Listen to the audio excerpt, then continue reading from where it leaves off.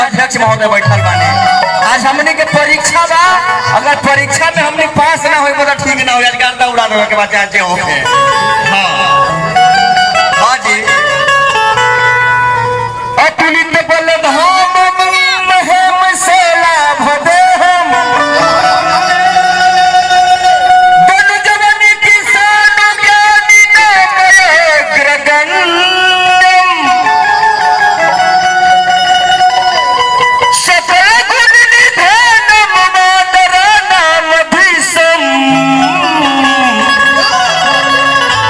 रघुपति प्रिय भगतम वात जातम नमामि।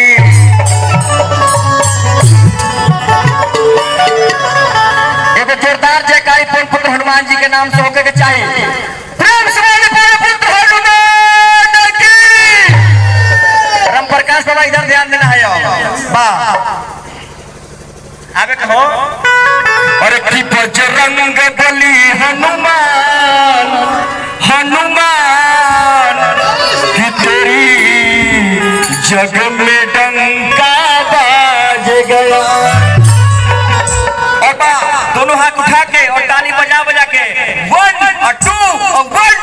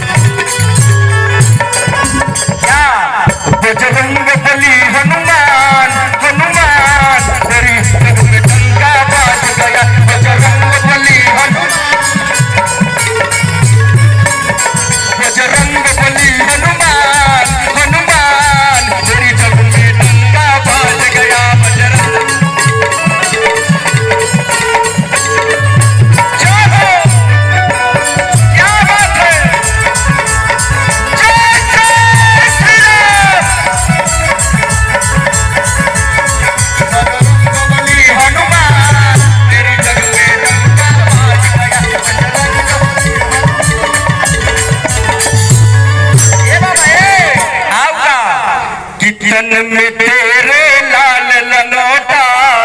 पारिवारिक लोग हिला हिला के अरे किचन में तेरे लाल लनोटा कि हाथ में तेरे मोटा सोटा। हनुमान जी आज रियल बात बा कि हमनी के अपना लेसलीगंज के जौन क्षेत्र बा उस क्षेत्र में हनुमान जी के जे बात से बुझाता कि हर जगह हनुमान जी लौकता नहीं। बाबा कितन में तेरे लाल लनोटा हाथ में तेरे मोटा सोटा। ताली बजा बजा के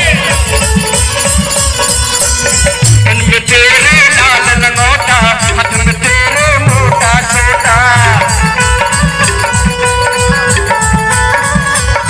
तुम सा कोई न बलवान हनुमान ये बाबा और कि तुम सा कोई न बलवान कि हनुमान कि तेरी जग में डंका बाज गया। हाँ कि तेरी जग में डंका बाज गया। बजरंग बली हनुमान हनुमान तेरी जग में डंका बाज गया।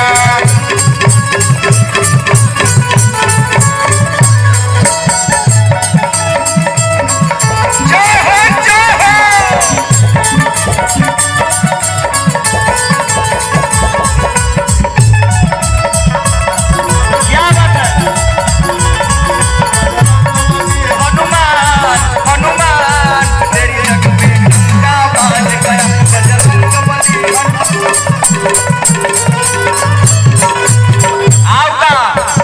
अरे कि शंकर के तुम हो अवतारी, महावीर तुम हो बलदारी।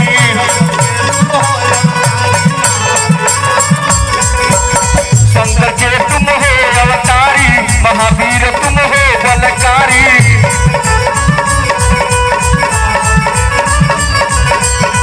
और क्या कि तेरे बल के लगे न हनुमान, हनुमान तेरी जग में डंका बाज गया।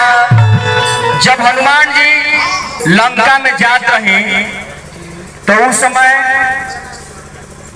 लंका के मेन गेट पर लंकनी रही। अब जे बात हनुमान जी जसली सोचनी का प्रवेश करल जाओ वो सही लंका के बंदर किधर किधर तुम जा रहा है। तो हनुमान जी सोचनी कि अब जैसे मानी ना तो जब ये दवाई हनुमान जी जब कही नहीं तो हमें जब बात से लंकनी कनी की लंकनी जान करनी कि अब जब बात सब रावण के विनाश होखे वाला बा तो वह लंकनी कनी की परवी श्रीनगर कि जे सब काजा और हृदय राखी कौशलपुर राजा। कि तेरे बल के लगे न हनुमान, हनुमान कि तेरी जग में डंका बाज गया। और इस भजन का मेरा लास्ट लाइन है, जितने भी लोग हैं हनुमान जी के नाम पे दोनों हाथ उठा के ताली बजा बजा के सुदर्शन बजा उठा हुआ सब कहूँ ताली बजा बजा के उन्हें अबा कि तेरी जग में डंका बाज गया। हनुमान हनुमान तेरी जग में डंका बाज गया। हनुमान हनुमान तेरी जग में डंका बाज गया।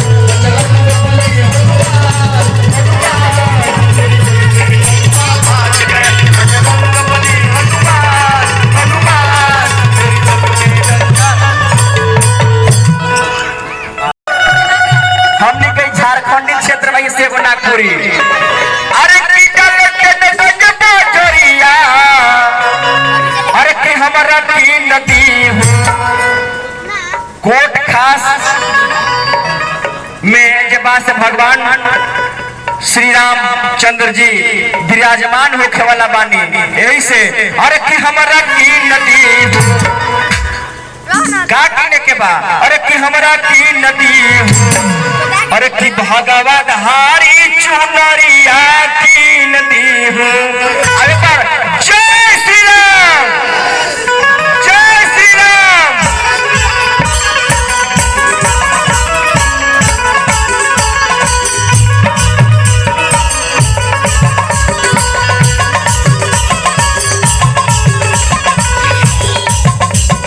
चले चले सैया है चलो चटकन बजरिया, चले चले सैया है चलो चटकन बजरिया। हमरा की नदी का किले के बा अरे कि भगवा धारी चुनरिया की नदी, भगवा धारी चुनरिया की नदी।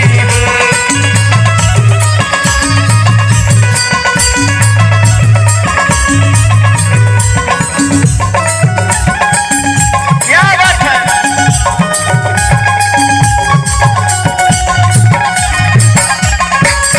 जय है।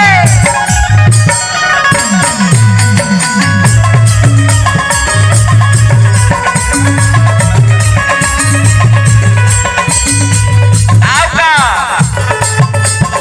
राम लला जी के है बताया गमन,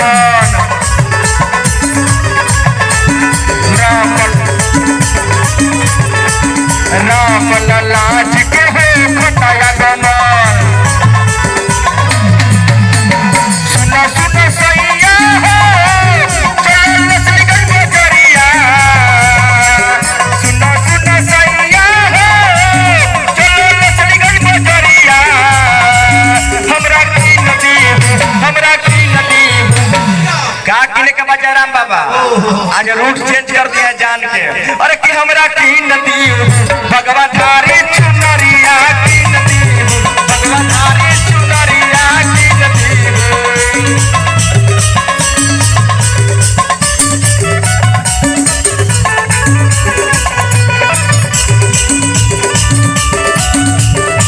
जय हो जय हो।